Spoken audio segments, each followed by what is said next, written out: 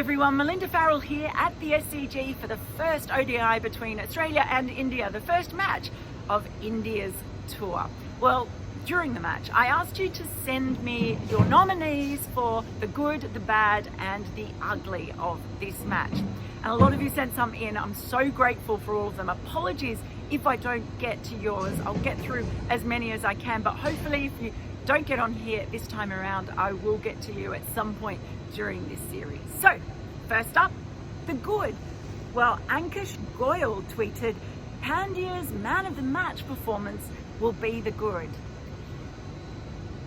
Okay, not quite Nostradamus-like, but it was a good shout earlier when he was in, and he did bat absolutely brilliantly. It's kind of hard to criticise India's batting, really, isn't it? I mean, when you're chasing a score that's that high, it's going to be boom or bust. And let's face it, Pandya did go boom before he eventually went bust, but it was a pretty good effort by him. They had to go for it, really. They just did, and they don't have the deepest batting lineup. We'll see just how much of a factor that plays in the rest of this series. But if you're going to let Australia bat first and put that many runs on the board, I don't think you can blame them for actually going for it. But hey, Pandya, that was really encouraging for him. If only he could bowl as well in this series. Simone tweeted, Hazelwood, rock star. Yeah, it was really good, wasn't it? And the difference in his bowling of the short ball compared to India, well, they just bowled a bit short. But when Hazelwood bowled short, well, ball followed them and gave them all sorts of trouble. So Hazelwood, definitely a good nomination for the good, but I'm afraid it's not going to win. And just on Hazelwood, he was left out of Australia's World Cup squad, wasn't he? Just saying. Now, John Brymer at Fishman Oz suggested, good, Smith finally finding his hands under the couch. Was a pretty careless thing to leave them there, let's face it. But the thing is, if Smith could find his hands under the couch, maybe several players on both sides could look under the same couch and see if they could find their hands, because there was a lot of fielding out there that kind of resembled a seal trying to catch a ball with its flippers. Hands would be useful, so maybe they'll find them. But yeah, it was pretty good to see Smith at his best. It's kind of scary, really, isn't it, when you know how good he is, and when you consider that he wasn't playing the last time India came to Australia. So there are some pretty scary warning signs there for India. And will this be another summer when an opposing team is just asked the question again and again, how do you get him out? Oh, he did get out today, so that's something. But definitely glad that he found them under the couch. Maybe some other players should look there as well. Now, at Dosa Hungry suggested the Finch and Maxwell twins, who only play in Australia, and send the other twins to the IPL. Yeah, fair point. I mean, Maxwell hit more boundaries in this game tonight than he did in the entire IPL. So there might be a few fans in India who are a bit disappointed in that, but still, wasn't it crazy? I mean, some of those balls, that was Maxwell ball at its best. Some of those switch hits, some of that like reverse lap. And the guy is just such a freak. And the difference in so many ways in Australia's innings was the way he came in and just whipped up the scoring rate at such a tremendous rate. And that was just a huge difference, and it's great to see him like this. What a luxury to have him coming in when he's in that kind of form down the order. Bit of another warning sign for India, I guess, knowing that they have that lower order firepower in their armoury. So that's definitely a good nomination for good.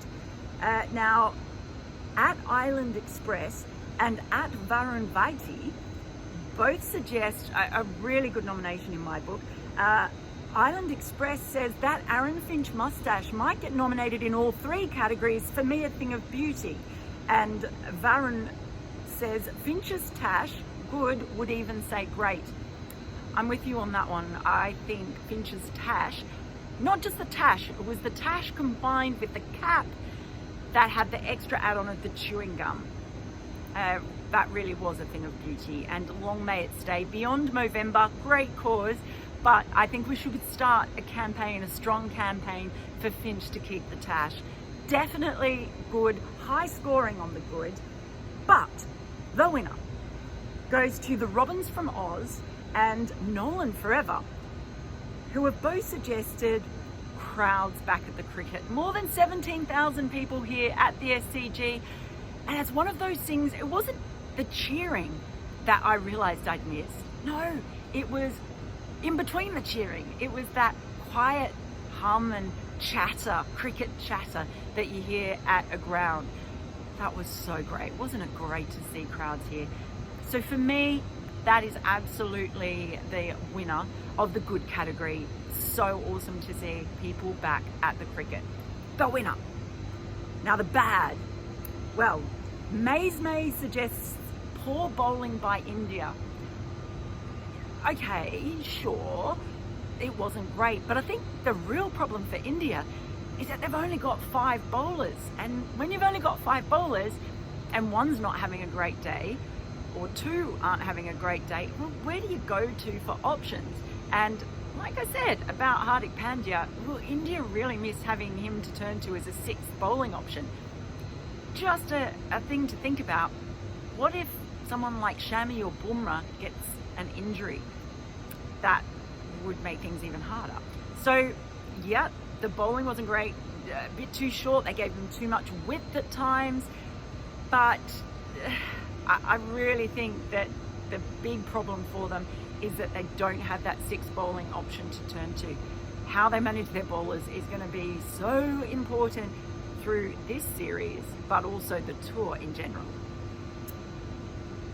Now, this is a nomination by Shane Kelly, not really, it's close, for the ugly, but I'm putting it in the bad.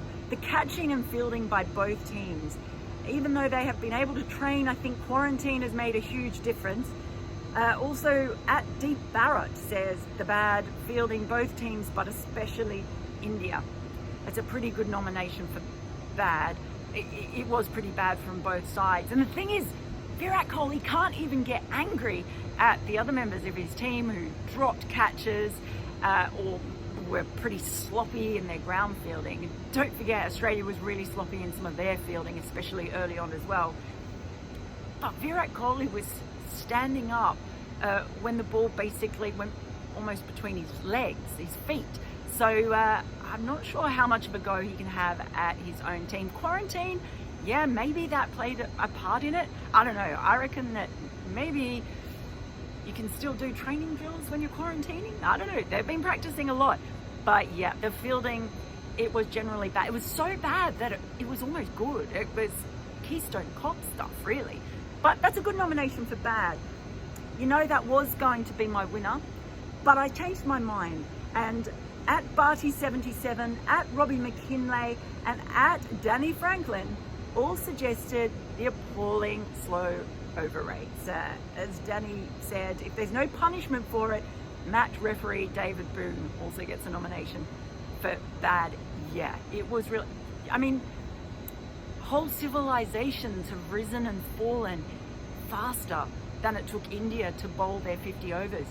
It would take you less time to read War and Peace than it took for India to bowl their 50 overs. In fact, it probably took Tolstoy less time to write War and Peace than it did to take India to bowl their 50 overs. Have to say also though, Australia was slow as well. In fact, it's actually almost Sunday. I may as well just stay here for the second ODI because it's so late, and I'm a bit worried about getting locked in here.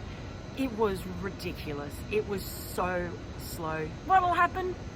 Probably nothing. There'll be maybe a fine that no one really cares about, or a couple of fines that no one really cares about. It was frustrating. I mean, I was still a teenager when this game started. That's how bad it was.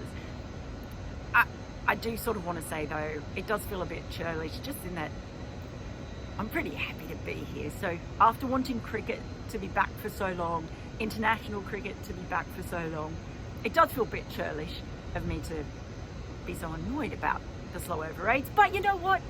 I still am. So that is going down as the winner of the bad. Bad over 8. Bad. Now the ugly. Got a few nominations for ugly as well, but it was so bad that it can't be ugly. At Cricket Foot and at Dosa Hungry both made a completely ridiculous suggestion. At Cricket Foot said the ugly is clearly India's new jersey, and at Dosa Hungry said India's retro jersey with the massive logos is ugly. What could have been beautiful, sadly, is quite bad. Now, I accept that about the logos. It's a necessary evil, but I really liked it. So no, I'm not accepting that as ugly. I like the dark blue. I think it's fantastic. And yeah, logos are bad. And for years, I mean, it's a retro jersey. For years, I thought that India was sponsored by a desert. So it does stick in your mind a bit, I guess, but I'm not having that. I actually really like this kit. So there, not ugly. David Colville suggested Zampa dropping Kohli at long on. You could almost see it, couldn't you, in his eyes? Kohli, RCB captain, Kohli, RCB captain, Kohli, RCB. No, of course that's not why. But the amazing thing about the crowd being here today is that you couldn't actually hear his sigh of relief when Kohli got out fairly soon afterwards, because it was a pretty ugly catch. But hey, he wasn't alone. There were plenty of ugly dropped catches tonight.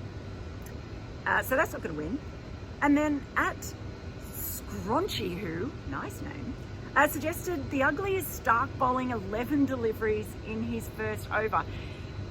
That, you look, it was ugly, but it was also quite funny. It was quite funny, and it sort of summed up the fact that this game was so long and slow. It was quite amazing, really. I know he can lose his radar sometimes, but that's one of the worst first overs I think I've seen in quite a while. Could be wrong, could be a lot worse, but it's not going to win ugly because I thought it had a reasonable amount of humour value in there. So no, that's not going to win. But suggestions from Medha at Medha Oka, at two people called Hardish, at Harix25 and at something Harish. So all the Harishes in the world seem to agree that Shreyas Iyer getting out has to be the ugliest. And yes, I think that was it. In a game where there were plenty of ugly things to choose from, that sort of meek up periscope surrender probably takes the cake as the ugliest. You can agree, you can disagree. I'm more than happy and would love to hear from you if you do agree or disagree with my selections. And I, again, so grateful to you for sending those in. Please let me know what you think. Please send some more in. And if you like, you can always subscribe to this YouTube channel.